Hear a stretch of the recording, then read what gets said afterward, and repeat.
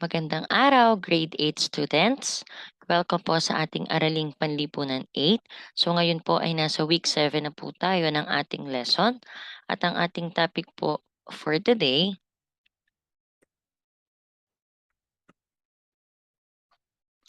ay about po sa China. So ano nga po ba yung kanyang kalagayang geographical? So ang China ang pinakamalaking bansa sa Timog Asya at ang lupa nito ay may sukat na 9,596,960 square kilometers. At ayon po sa mga scholar, ang China ay pinaniniwalaang Middle Kingdom o Chungkuo kung kaya't ito ay sentro ng lahat ng kabihasnan. So ang Huangwo o Yellow River po or tinatawag ding Huanghe, dito po nagsimula ang pinakaunang Neolitikong kultura sa China. Tinawag din itong China's Sorrow. Dahilan ito ng nakasisirang lakas ng tubig ng Huangho tuwing aapaw ito at sa pamamagitan po ng pagtatanim sa mataas na lugar na malapit sa ilog na iwasan ng mga magsasaka ang kasiraan na dulot po ng bahang likha ng pag-apaw ng ilog. So sinasabi po dito na yung Wangho o Yellow River po, siya po ay naging makasaysayang parte o bahagi po ng China.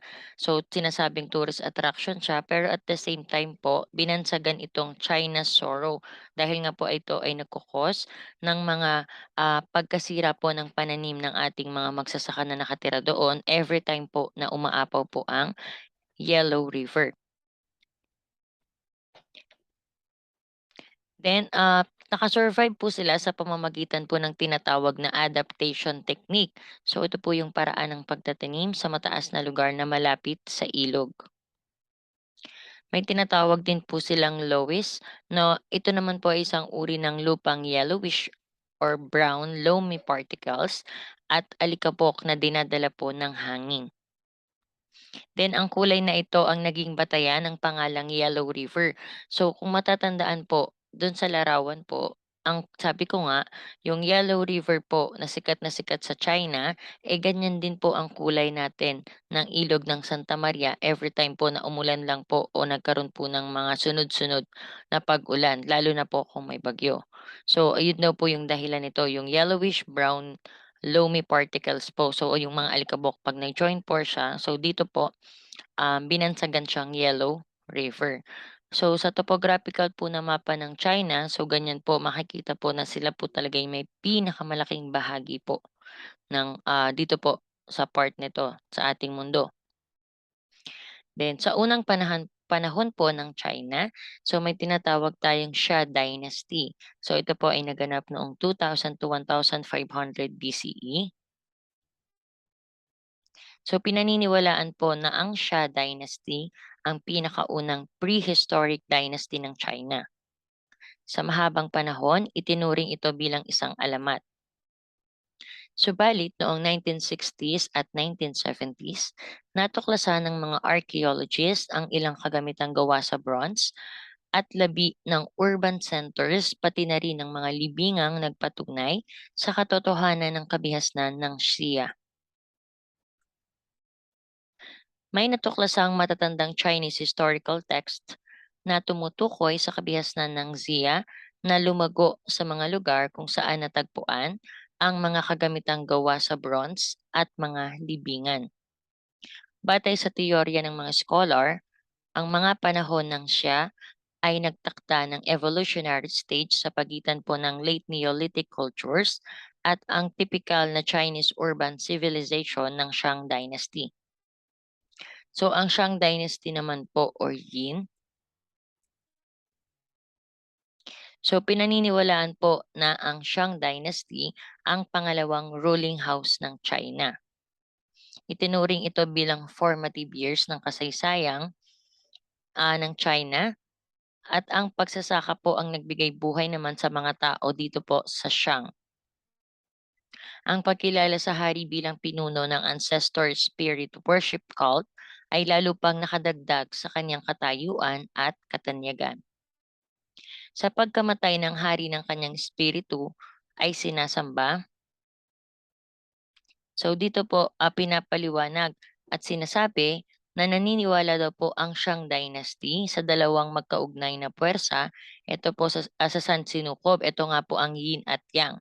So ang Yin po, ito ay kumakatawan sa female forces. Ito ay weak, passive, cold, at dark. Habang ang Yang naman po, ito naman ang kumakatawan sa male forces at sinasabing ito ay strong, active, at warm. So, ano nga po ba or what does the yin yang symbol mean? So, meron siyang dalawang kulay. So, sa yin po, kaya sinabing dark, ito po yung black doon sa nakikita niyo pong logo. Then, yung white po is yang. So, ang kahulugan po ng yin ay dark, night, cold, weak, retreating, winter, passive, asleep, and quiet. Habang sa yang naman po or doon sa white part, ah, ito po ay sinasabing light, day, hot, strong, advancing, summer, active, awake, and loud. So, exact opposite po silang dalawa. So, mahalaga po na mapanatili na balanse ang yin at yang para sa kaayusan at kapayapaan ng sansinukob. So, kahit po sila ay exact opposite, hindi po sila tinutukoy na magkasalungat. Instead po, sinasabi or naniniwala ang mga Chinese na dapat silang panatiliing balanse po para sa mas maayos at mas payapang sansinukob. At ang pagkakaroon nila ng mga pinalakas na lungsod at paggamit ng mga horse-drawn chariots ay patunay ng malakas or madalas na karanasan nila ng digmaan. Napakahalaga din para sa kapangyarihan nila ang kanilang monopolyo sa bronze metallurgy. So isa din sa pinakamahalagang nagawa ng Shang Dynasty ay ang pag-imbento ng sistema ng pagsulat na naging batayan ng pamamaraan ng pagsulat ng mga Chinese sa pangkasalukuyan. Ang siyang characters ay parehong pictographs at ideographs. Ang mga character ay magiging phonetic symbol at merong 3,000 characters na nakilala na sa mga talaan ng Shang. At ang isang mahalagang pinagmulan ng impormasyon hinggil sa unang pagsusulat ng Shang ay ang oracle bones na ginamit para sa divination at paghula sa hinaharap. So ito po yung oracle bones ng Shang Dynasty. So same po with the previous dynasty or mga kabihasnan. So sila po ay nagsulat din sa mga bato. Ito sa oracle bones naman po sila. Then, ayan po, dito pinapakita sa larawan, ito po yung kanilang system of writing. So, ganyan po, meron daw silang 3,000 symbols po na ginamit. So, ganyan po yung mga halimbawa po ng mga teksto ng Chinese system of writing. Then, sinundan po ito ng Chu Dynasty. So, ito ay naganap noong 1027 to 256 BCE. So ang katangian po ng unang araw ng Shu Dynasty ay ang pagkakaroon ng isang decentralized rule. So ang mga lokal na pinuno ay naging vassal na mga hari ng Zhou at ang Zhou Dynasty po ang pinakamatagal na nagsilbing ruling house sa China. Noong panahong ito nabuo ang doktrina ng Mandate of Heaven or Chenming. So ang Mandate of Heaven po, ito ay batay sa paniniwalang ang pinuno ay pinipili ng iisang divine power kung kaya't siya ay namumuno batay sa divine right.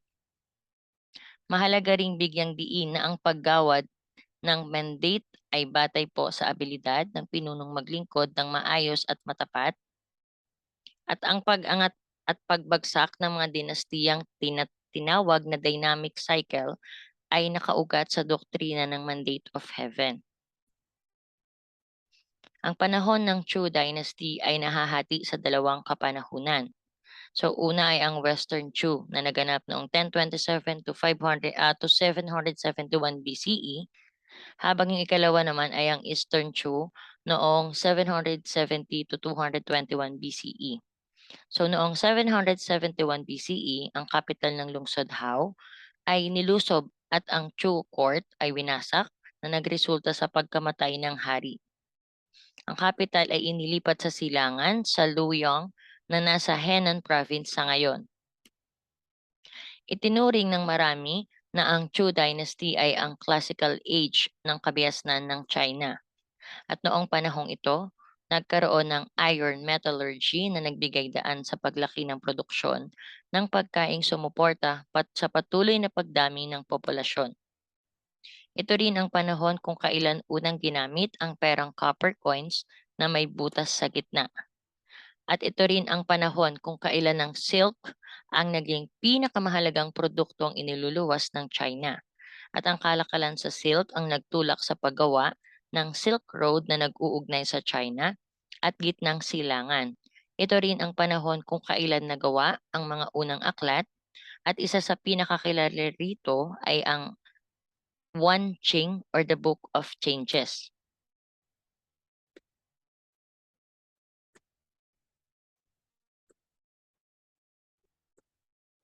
So, ito naman po ang mapa ng Silk Route or yung Silk Road.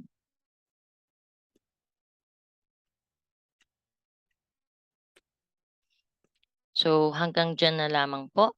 So, dito po natatapos ang ating lesson for week 7. I hope marami po kayong natutunan. And if you have any questions po, feel free to message me or we can discuss it through our face-to-face classes.